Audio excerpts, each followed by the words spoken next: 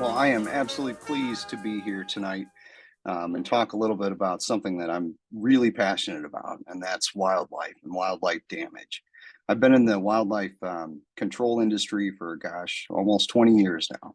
And I first was introduced to NACHI within this last year, had the opportunity to spend some time at the House of Horrors in Boulder. And boy, if you have not gone to that experience, that is just a really great facility, great training. It's an absolute must. It's an absolute must. And the folks there, the instructors, were just so relatable, so great to work with, great instructors. You truly have a wonderful organization. And I'm pleased to be here tonight to talk about wildlife damage. A little bit about myself. Like I said, been in the industry for about 20 years. Kind of a funny story. I used to work as a case manager for a mental health organization, and I was making less than $24,000 a year.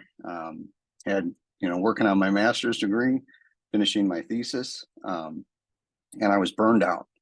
Had a caseload, a ton of clients. I just needed a change, and my girlfriend brought home some groceries, and had a case of pop. Cockroach ran out. $300 later, we had the problem solved pretty quickly. But in that time, it made me realize, gosh, I'm doing something wrong with my life. Making less than $24,000 a year would take forever to pay off my student loans. So I took a $200 course through Purdue University, and next thing you know, I'm licensed in the state of Illinois. I was a veteran, a U.S. Navy veteran, and they were looking for guys to work for the Department of Defense overseas. Had no experience other than my training, but they picked me up.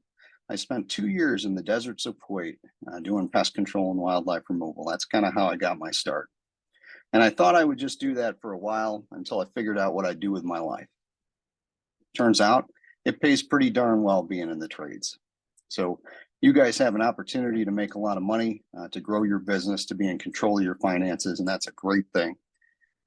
Came back from the sandbox, 2006, worked for animal control for a while my business was getting up and running, and I opened and operated a pest control company in Illinois for, until 2019. In 2019, we closed that office and started an office in 2018, about a year earlier, in Colorado. And I worked there for about 4 years until I sold that operation. And now I do consulting and training for our industry. I've been so pleased to be part of NACHI, and we'll talk about NACHI as well. NACHI is the National Wildlife Control Operators Association. And NACHI does the same kinds of things that NACHI does. We develop training and standards for our industry. We promote safety. We figure out how to get folks the tools necessary to be able to thrive, to make a lot of money in their industry, and to be safe while doing it. And so here we're going to bring these two worlds together, and we're going to talk about how to identify wildlife damage in structures. There's three creatures that are probably the most important to talk about. There's a ton of creatures out there, but really there's three. We're going to talk about safety during inspections. We're going to talk about squirrels, raccoons, and bats. And we're going to talk a little bit about ectoparasites in the end, all those critters that kind of hitchhike along and come along for the ride. So the purpose of this webinar is to help home inspectors in the proper methods of observing and identifying structural animal damage. We're going to be talking about residential structures here. We're not going to touch on too much commercial. This webinar is not designed to instruct inspectors on how to remove or handle wildlife. It does not qualify home inspectors to comment about the kinds of animal removal and remediation what is or is not recommended. Animal damage and sign should be referred out to a licensed wildlife control operator who is certified. And any advice that is given that pertains to any legal matters during the course of this webinar is not to be construed as legal advice. I am not an attorney, and I cannot advise you on legal matters. I would strongly recommend that you consult with an attorney that is licensed in your state and specializes in your industry. And I'll bet you NACHI could probably help you point you in the right direction. All right, let's talk about safety first. So animals sometimes carry diseases, and that's the greatest risk that you have and the clients, the homeowners, and the buyers have, is that, what are they inheriting? So as a rule of thumb, whenever you're entering spaces that could be infested with wildlife or pests, we recommend that you wear a Tyvek suit, a disposable suit, booties, hoodies, disposable gloves, and a full face respirator with at least an N95 rating prior to entering or opening up those spaces. And bring 2 sources of light. You don't want to be caught out, without a good light source up there.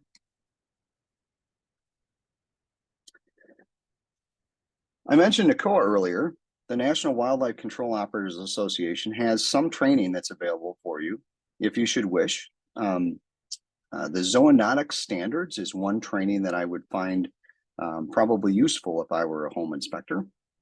It talks in great length about the different zoonotic diseases and how they can be transmitted, how you can become more aware of how to prevent that. It's a great training. You can go to NACHI.com to find more information about that. Dr. Jay Tischendorf, a good friend of mine, does that course, and he does an excellent job with it.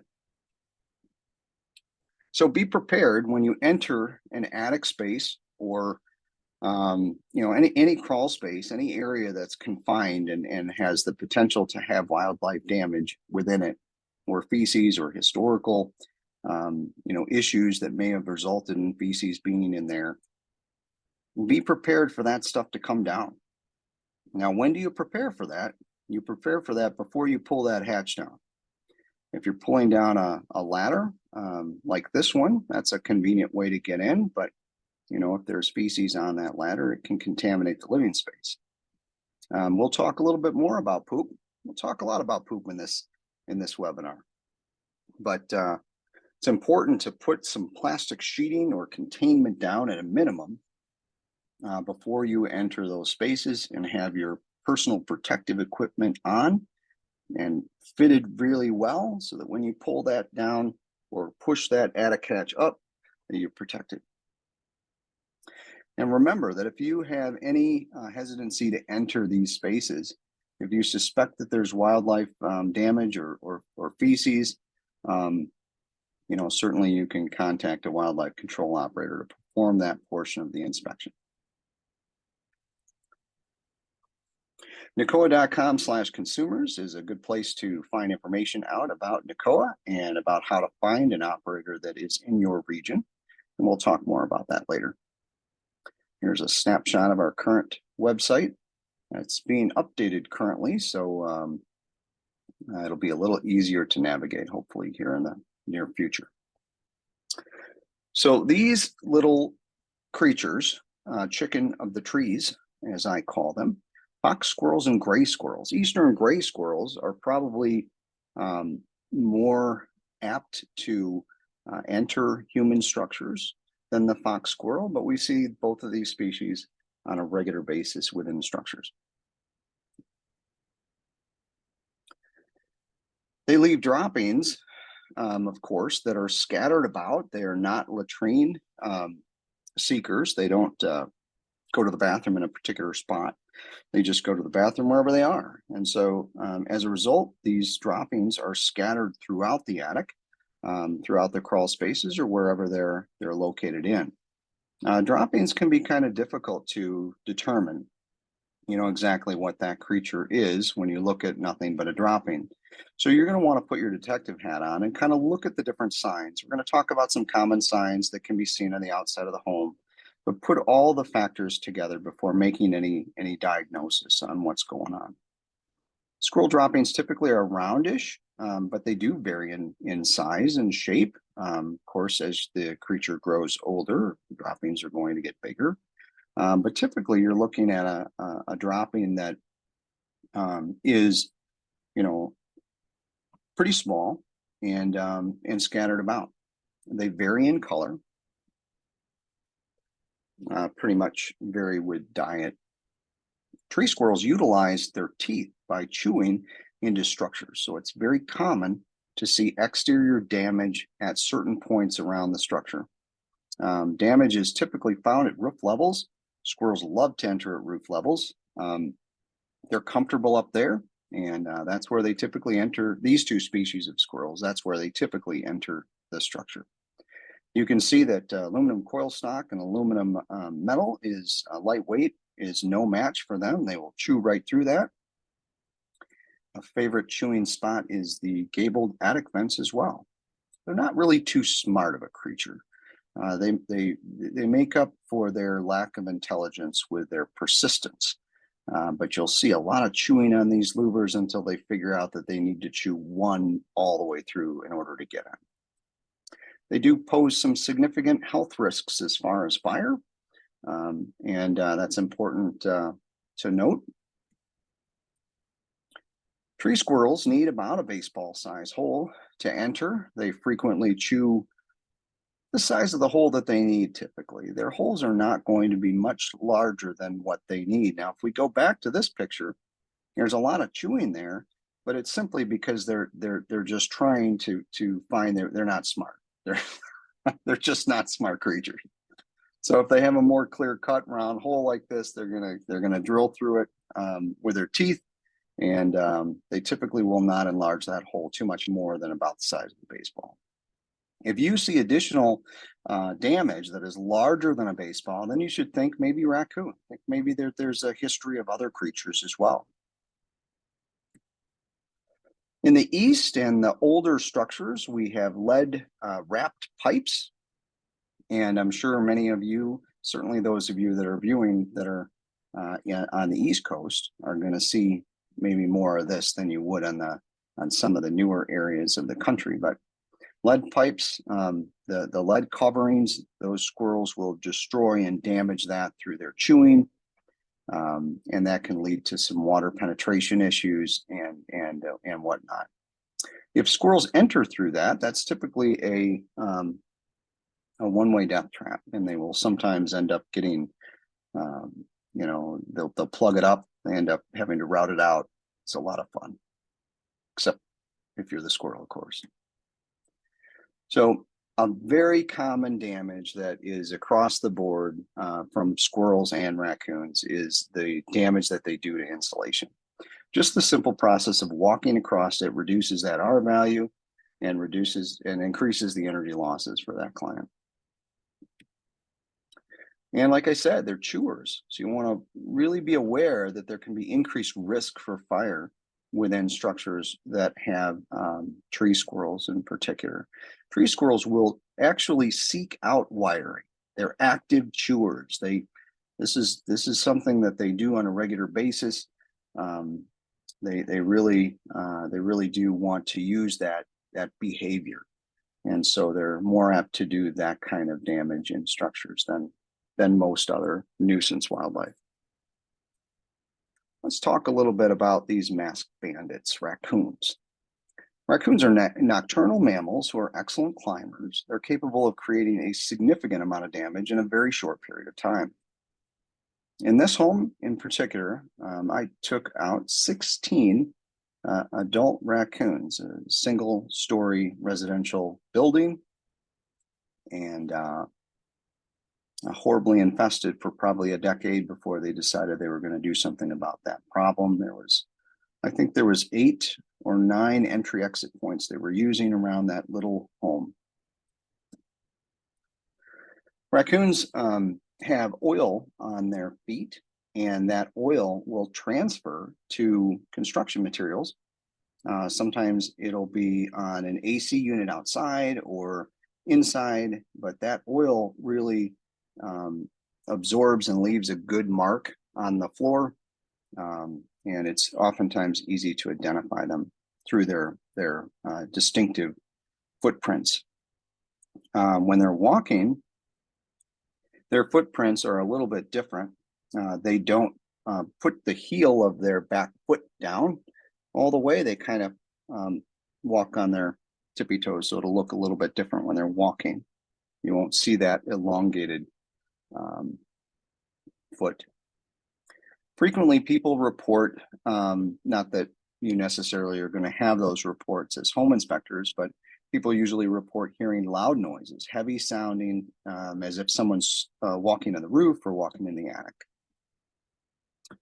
This is a video that is kind of interesting. Its audio, I don't think, is going to translate to you guys, but it's not important that you see that. The reason I'm showing you this is not nothing special about that there's a raccoon in that trap. What is special is about showing what you're about ready to see here. This is 60 foot off the ground. They are excellent climbers. They prefer, I would say, to enter at the roof level, and they have no problem doing so. So don't think just because that critter looks kind of fat and round that it's not capable of doing some amazing things at heights. Let's talk about poop. I love talking about poop. Poop is important in our industry. This poop is disgusting. That's why I put this picture on here. I hope it doesn't offend anyone, but it's an important illustration because it shows what those droppings look like. And raccoons are latrine seekers. So unlike squirrels that defecate randomly, raccoons like to pick latrines, and they like to go to the bathroom in spots. So there may be piles in attics or crawl spaces or outside of denning sites that you may see that are associated with raccoon. It appears about the size of a medium-sized dog. Looks like the shape of a human dropping. The dropping color changes substantially given the diet, and of course, when it's wet like that, it's nice and fresh. Sorry about that. Raccoon damage is extensive. They can do an amazing amount of damage in a short period of time. This was January in Illinois. And, you know, right through the roof. The client told me that they heard them all night. They got out, they tried to use flashlights to dissuade it, and it was just dead set on getting into that structure. And you can see the power of raccoons is quite substantial. This is one night of damage. The structure was occupied before that, never had any history of damage. And we believe that we got the raccoon was a female. She was looking to have a denning site for her young. That maternal instinct that raccoons have is incredible. They are good mothers. They want to raise their young in a protected place that doesn't have other male raccoons. Male raccoons will kill the young, and so there's a huge drive for the females to get into a protected location that's safe for her young. And structures are perfect for that.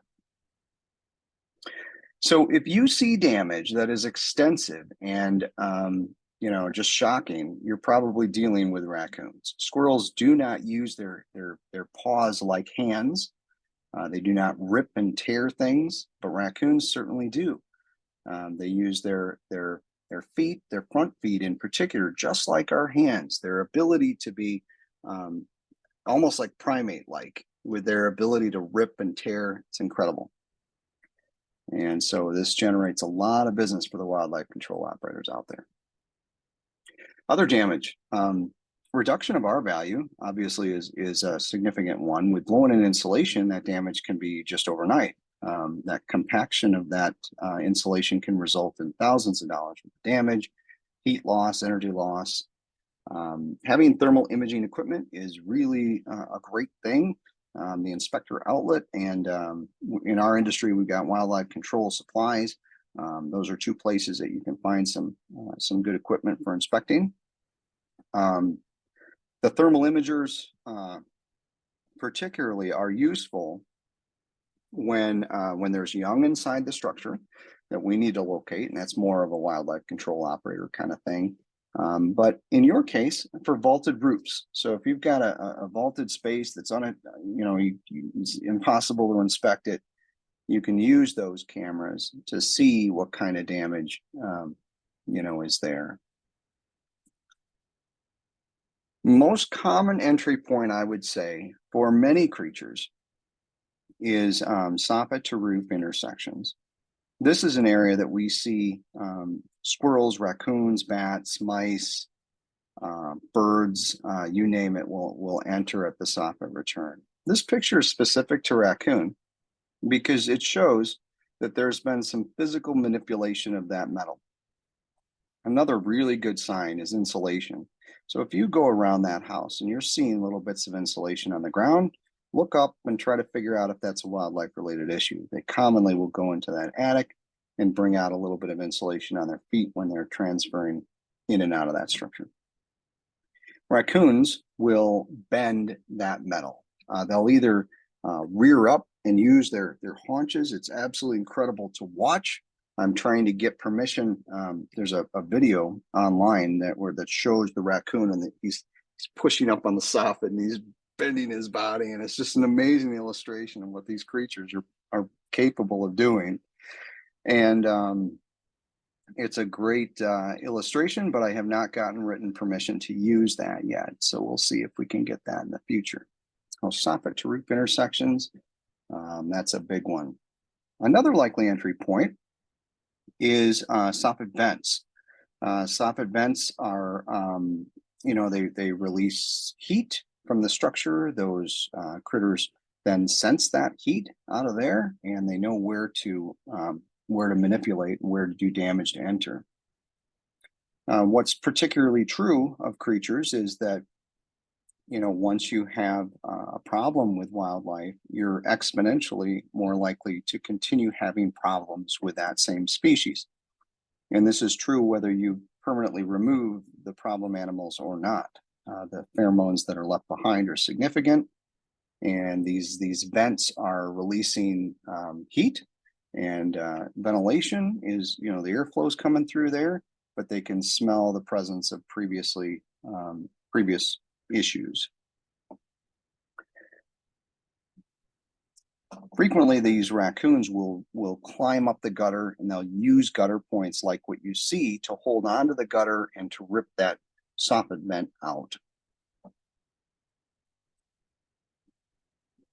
Gabled attic vents are another very common entry exit point for raccoons and squirrels, bats and birds, you name it. You can see the danger here.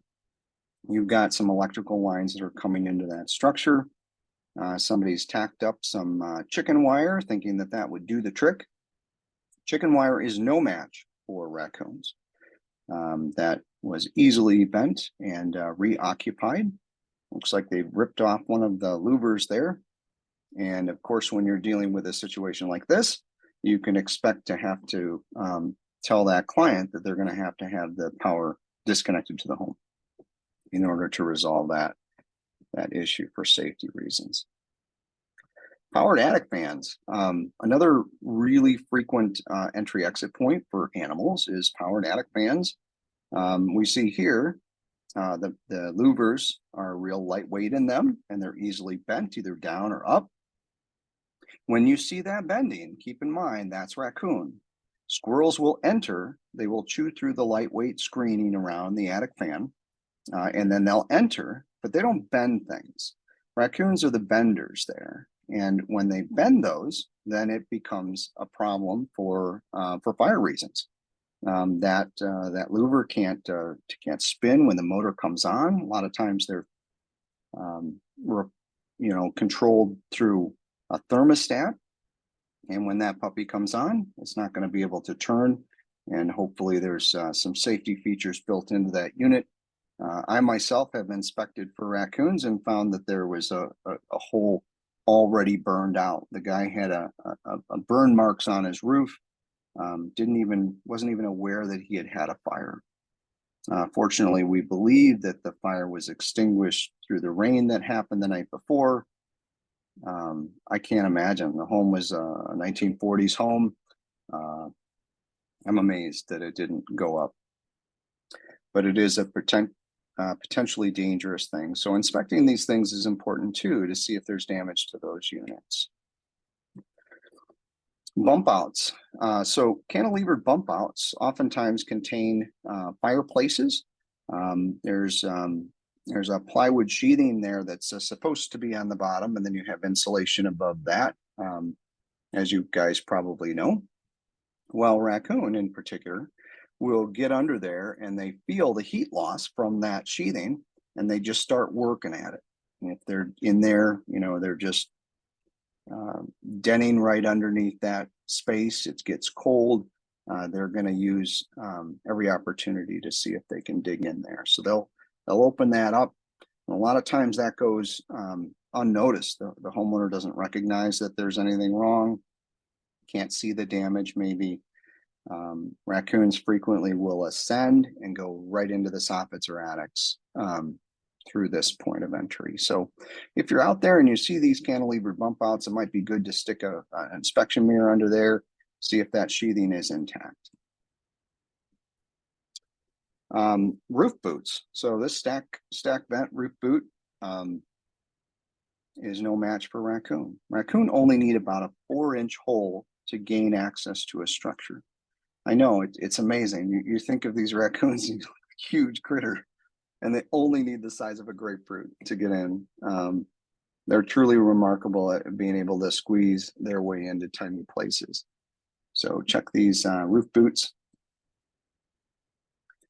Masonry chimneys, another favorite denning site.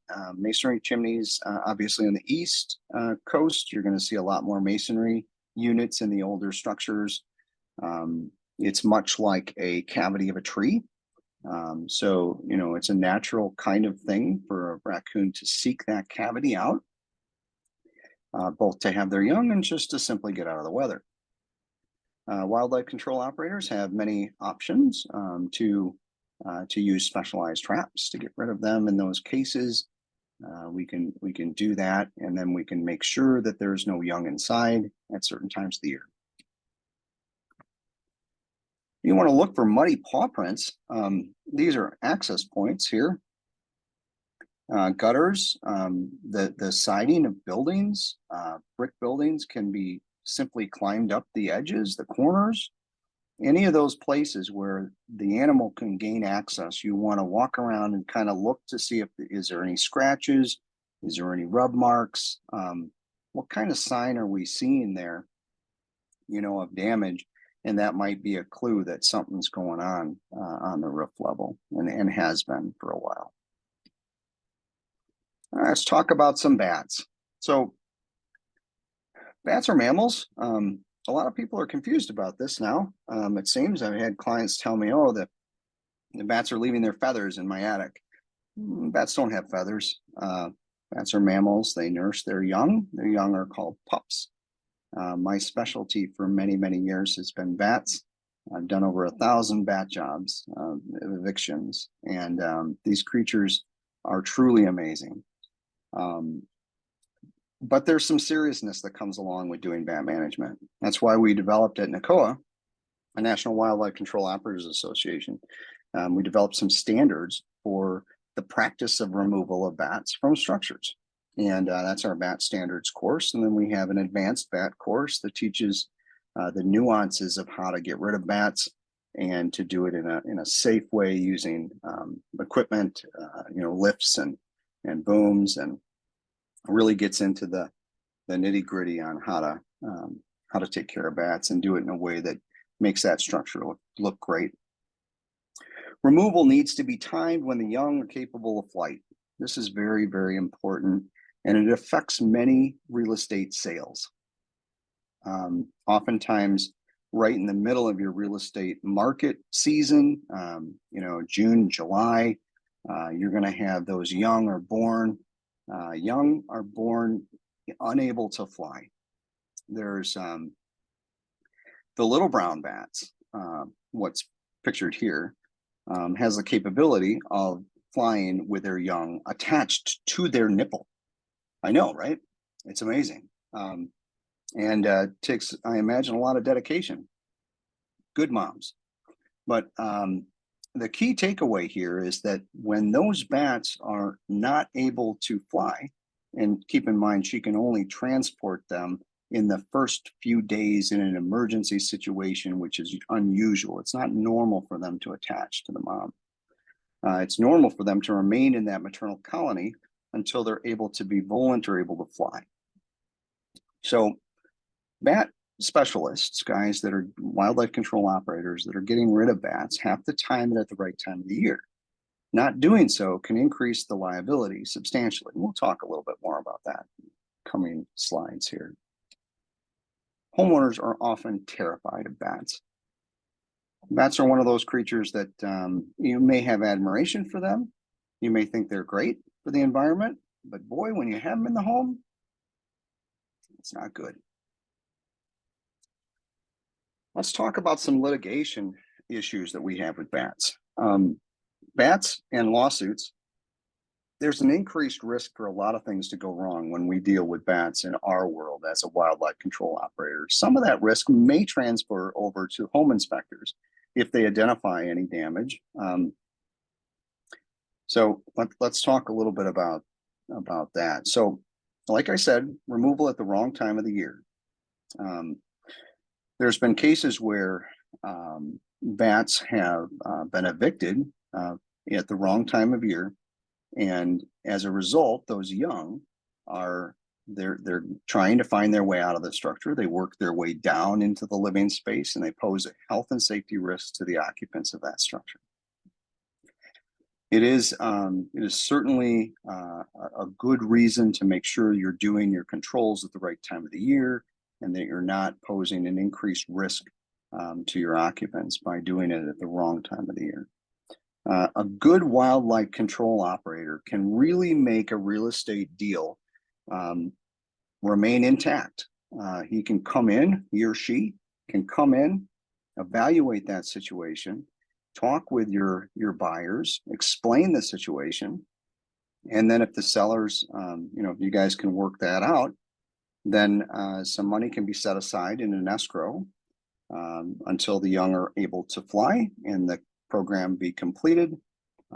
We can come in and really kind of arrange a situation where we can save that sale too. It's not all doom and gloom when it comes to wildlife. Discovering wildlife in structures for home inspectors has got to be a precarious thing, and we understand that. But I think it's more important to be honest with your client and upfront, because boy, if you're not, I can't imagine. We've had many situations where the homeowner was just simply not aware of what was going on in that home until the next maternal season. And that was not something that they wanted to look forward to. So failure to advise to seek medical attention. So wildlife control, this is more related to wildlife control operators than it is to you, but I think it's important for you to know these things. Bats have the potential to carry rabies, and we'll talk more about that, but that has some substantial risks. Risks to human health and safety, increases that liability. It also increases the chance that transaction may end up in a court of law. Failure to identify issues that are potentially hazardous. So if you inspect an area, and keep in mind, I'm not a lawyer, and I'm not a lawyer that specializes in home inspections, but if you inspect an area and you see that there's plainly evidence that there's something going on that's pest related and you think it might be bats, I imagine that there's going to be some liability if you don't say anything about that.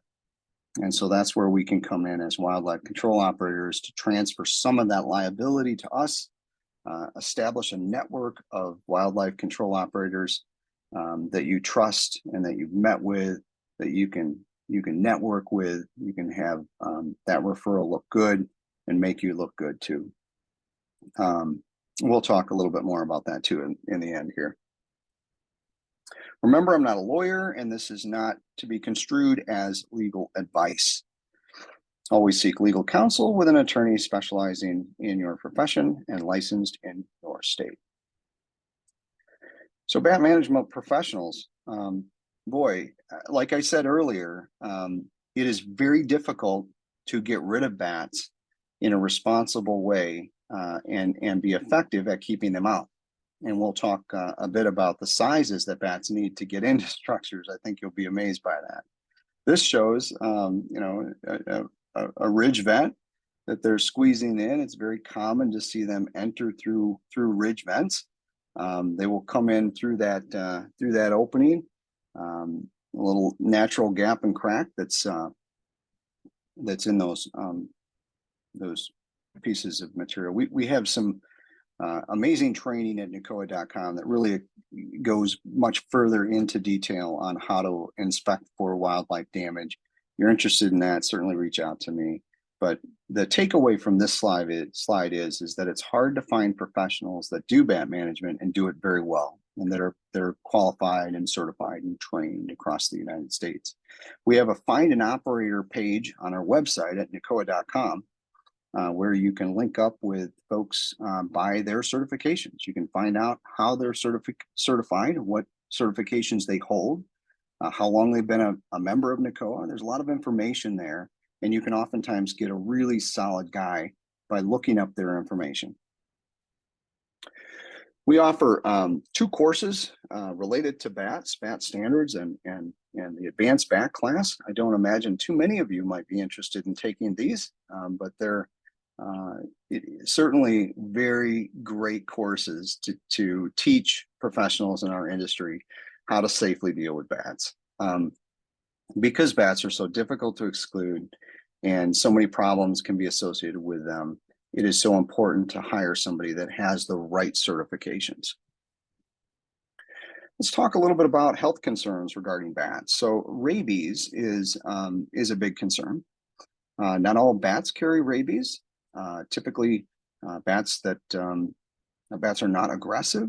Bats that have rabies don't necessarily show any aggressive signs or signs that they are diseased. They're one of those creatures that disease can be hard to detect in their behavior. However, rabies is 99% fatal. There is no cure for that. Rabies is contracted, and it takes, at least according to the Center for Disease Control, 10 days for that disease to take hold. If somebody was to have contact with a bat and get medical attention for it, then the rabies series can be administered before that disease has a chance to take hold. Rabies is a disease that sometimes takes a very long time to manifest itself in the human body. There's been cases of the disease showing up very far away from the bite date, but certainly that is a serious situation when there's a bite or a scratch. Another thing that's important is that according to the Center for Disease Control, there's a protocol put in place for folks that are sleeping with bats in a living space. Now that's loosely defined. I tend to define it with my clients is if the person was sleeping in a bedroom and there's any chance at all that a bat could have occupied that space while they were sleeping, then they should be advised to then seek advice from a healthcare professional like a nurse or someone that is a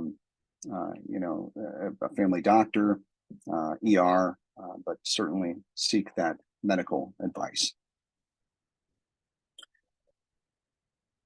Cost. Let's talk a little bit about cost. My last client that had to go through the rabies series, it was in excess of $18,000 for her treatment. In that case, can you imagine if her family was a family of 4 and 4 people had to go through that series? These are the reasons why liability is so high when it's associated with bats. It's why we're talking a lot about bats in this training, this webinar. And certainly any questions about this, you can always reach out to me. I'll give you my contact information at the end here. Another disease that's common is a fungus that is called histoplasmosis. And histoplasmosis is a disease where it's found regularly in the soil. It is not usually a problem for folks unless there's an accumulation or if it's breathed in. A single bat dropping can contain the disease, however. They are capable of grooming themselves, ingesting that fungus spore, and it be present in their gastroenterological system. So it's possible for a single bat dropping to contain those fungal spores.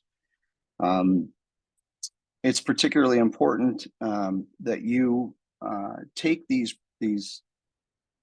protocols seriously, because imagine if you don't have any protection for your face and you're opening that hatch and bat droppings are on the other side of that, they come down and it becomes a bad day for you. You're covered in it. Let's say they've got a 1960s shag carpet that's 3 inches thick. How exactly might you get those droppings out of that carpet safely? Some serious questions. In that situation, I would hope that you have plastic down, you've got protective covering down. Any droppings that are coming down can be then contained and removed without having to spend a lot of money hiring ServPro or one of these restoration companies to come in and do it in a safe manner. Histoplasmosis is a disease that when you inhale it, it can get into your lungs. It also can be transmitted ocularly, so into your eye. It can come, that's why we recommend the full face respirators. It can be transmitted through your eyes as well. Now, full face respirator protects you very, very well. If you see droppings in an attic, it is very advisable not to disturb those droppings. Simply document what you see and don't disturb them. Bat droppings. So bats defecate and urinate. See, we're talking about poop again. They defecate and urinate in flight while they're roosting. It doesn't matter. It's indiscriminate. They don't pick a latrine like a raccoon does. They're more like a squirrel. Wherever they are, they're going to go to the bathroom.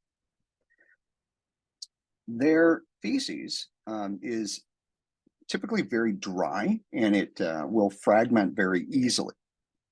Remember that histoplasmosis can be contained in a single bat dropping. So when you're disturbing bat dropping in your hand for diagnosis reasons, you want that protection. You want that respirator on. Don't do this if you don't have that. Bat droppings are distinctive from rodent droppings in that they are they fragment very easily, and they contain exoskeleton parts of insects. So you'll see shiny parts inside of the dropping itself. North American bats are insectivores. They're eating flying insects that are flying in the air, and their diet, their dropping kind of shows that. It's kind of a distinctive dropping. Now in the Southwest, it can be very hard to distinguish between mice droppings and little brown bats or other Myotis species of bats, because of the lack of humidity in the air will cause even rodent droppings to easily fragment. And, it doesn't have those shiny parts in there though. So that's one way to tell the difference between rodent droppings and bat droppings. Big bat droppings about the size of a Tic Tac. And little brown droppings are more the size of a mouse dropping, pretty small. So bat droppings can vary based on life cycle. If you have juveniles, their droppings are going to be naturally smaller than the adults. So as those juveniles get older, the droppings are going to change in size. So there is some variance. And keep in mind that, you don't have to be experts on all of this stuff. If you have a good wildlife control operator that you know and you trust and is certified and trained, you can refer this work out to them so that they can properly diagnose it and figure out exactly what's going on with that structure.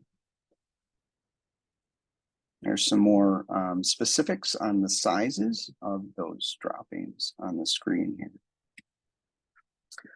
So when you see bat droppings, you want to look up. Bat droppings will accumulate in piles, but only because those creatures are roosting above that pile.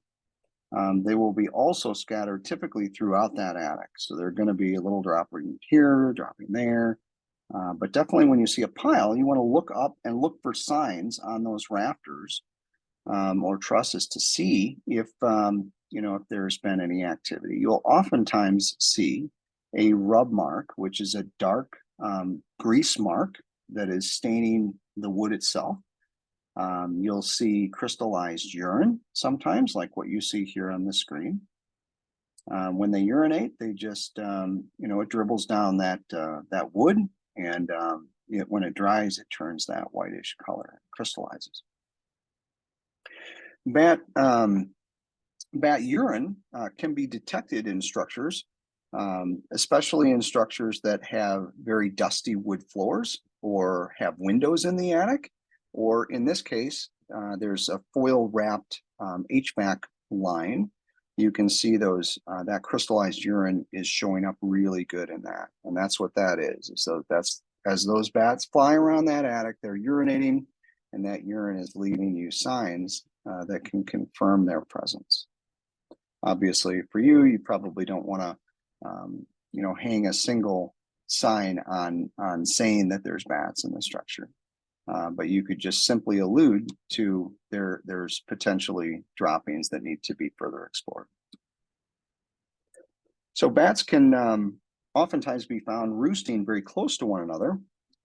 Typically, this is seen in maternal colonies. So you've got females that are raising young, and when they do so, they raise their young in a very clustered manner. They do that particularly early on in the season because those bats don't have fur and they hypothermia easily. So they will huddle together, and that huddling usually results in greater odor issues for the home. Also, it results in greater chances of ectoparasitic controls that might be needed for that. Those ectoparasite levels just go through the roof. Bat bugs in particular, we'll talk about that in a little bit. That's a lot of fun. So I promised that I would show you the exact size that bats need to enter a structure. And to show you by scale on the screen, you can see that this is definitely the case where they can get into a small space. Look at that size. That piece of paper is cut on the right there by the penny, is cut to the exact size that bats need to get in. And when you compare that size to that of a penny, you can see that that's a pretty small space. So the bat standards indicate that 18 inches off the ground and higher, every single gap and crack that bats could possibly enter needs to be covered and protected. So that is a monumental task, particularly with log structures. I specialize in evicting bats from log structures. But it becomes very difficult to seal every single gap and crack that there is. We're talking about vents, we're talking about gable vents, ridge vents, we're talking about any builder's gaps or missing pieces of construction. You guys see it all. You see these homes that are built not to code and wildly out of normal practice, and these creatures will use situations like that to get in. The other definition, so the other picture here shows a dime, and you can see that 5/8 inch is actually a little bit smaller than a dime. So that's the size that bats need to get into the structure. Bats often use shutters as roosting points, particularly in the summer. So inspecting around those shutters, if you see window ledges and you've got droppings on those window ledges, or if you see spider webs on the ground and you see those droppings are inside the spider webs, that's a pretty good indication that those droppings are coming from above, and think bats when you see that. Guano here is located in a spider web that's underneath a soffit return. This is a wood soffit. That gap on the right is large enough for bats to squeeze under and get in. Let's talk a little bit about ectoparasites. So bat bugs, these creatures, these beautiful creatures here, are bat bugs. And bat bugs are a lot like bed bugs, except they're sucking and feeding on bats instead of humans. Bat bugs and bed bugs suck on the blood of their hosts. They have very similar behaviors, except for when they are found inside the living space. bats can bring some of these things into your structures, and these ectoparasitic concerns can become problematic for clients. Bat bugs have the capability of feeding on hosts that are not bats, and they can become problems in structures. So I don't have anything by scale to show you on this, but I like to tell my clients that the bat bugs, an adult bat bug, mind you, they go through several morphs. They go through several instars where when they are in an egg form, they're almost microscopic. And as they molt and they go through the next stage, they get bigger. They have a blood meal, and then they molt. They blood meal and molt through 6 to 8 instars typically. But an adult is about the size of an O, the letter O on a keyboard. About the size of a letter O on a keyboard. When they're very tiny and they are in their first instar, you can almost not even see them at all. They're almost impossible to see with the naked eye. But keep in mind that wildlife can bring fleas, mites, ticks, other creatures in as well. Inspection tools. So for poop, particularly small poop, I like to use this Empire rule. It's a good one to get some exact sizes. So you can make, if you're a really detailed kind of person and you want to notate, put that rule right next to a dropping, take a picture of it, photograph it, and then maybe make a referral for that client. It's got the ability to really make very small measurements. That tool is particularly important for diagnosing species of bats. Use your sniffer. So don't be afraid to use your sense of smell. Obviously, if you're in an attic or a crawl space or an area where it's potentially infested with critters, you want to wear your full face respirator, and that's not the time or place to take it off to smell. But if you're inspecting through the normal course of entering a home and you detect an odor, be aware that that odor may be associated with raccoons, bats, squirrels, and other creatures. Over the course of 20 years of working in this industry, I got so good at identifying particular species that in many cases, I would open up the front door, walk in and say, "Oh my, you have a horrible bat problem." And the client would look at me like, "You're nuts.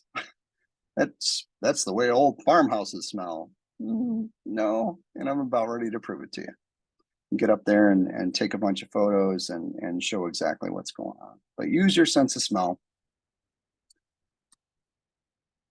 And put your detective hat on. So many times with wildlife, particularly wildlife that's new to structures, these signs are not obvious. They're very hard to detect. You're going to have to put all the pieces together to identify potential wildlife issues. Let's talk about referrals. So, like I said, I serve on the board of directors for the National Wildlife Control Operators Association. And we have members across the United States, just like NACHI has all of you guys. We've got members, and we do certified training. And we have different levels of certifications for folks. We have some of our members that take advantage of all of our certifications, and they're very highly qualified. And then you have others that are less qualified. But I think it's safe to say that when you reach out to a national organization like the National Wildlife Control Operators Association, those members care enough to be part of this. You guys here are looking for training, you're looking for knowledge, and you want to do that probably because you want to be a responsible business owner, you want to be professional in your field, you want to be a rock star, you want to go and you want to learn things. The same is true with NACOA members. Most NACOA members are really good. They're dedicated to the industry, and they want to make, they want to do the best that they can in their businesses and keeping safe, all of it. So if you're in the course of doing, what I would suggest is that you network with individuals that are NACOA members right now.